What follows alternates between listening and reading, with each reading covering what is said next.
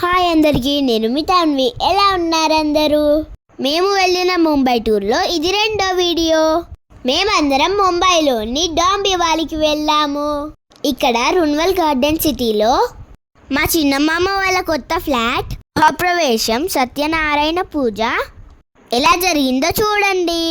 ముందుగా గృహప్రవేశం అయిన తర్వాత మా మమ్మీ వాళ్ళు సత్యనారాయణ స్వామి వారి పీఠాన్ని అరిటాకులు, పువ్వులు, పండ్లతో అందంగా అలంకరించారు. పూజలో కూర్చున్న వీళ్ళిద్దరే మా చిన్నమామ, చిన్నత్త. వాళ్ళతో పాటు నేను, మా ఫ్యామిలీ అందరం కూడా పూజలో కూర్చున్నాము.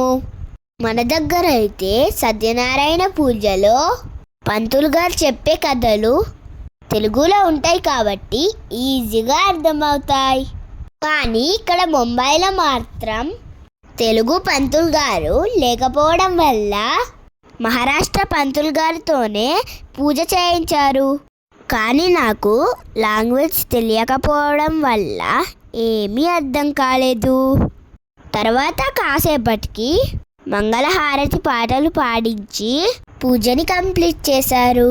తర్వాత భోజనం కోసం అందరం కలిసి గ్రౌండ్ ఫ్లోర్లో ఉన్న హాల్లోకి వెళ్ళేసరికి తినడం కోసం చాలా ఐటమ్స్ రెడీ చేసి పెట్టారు.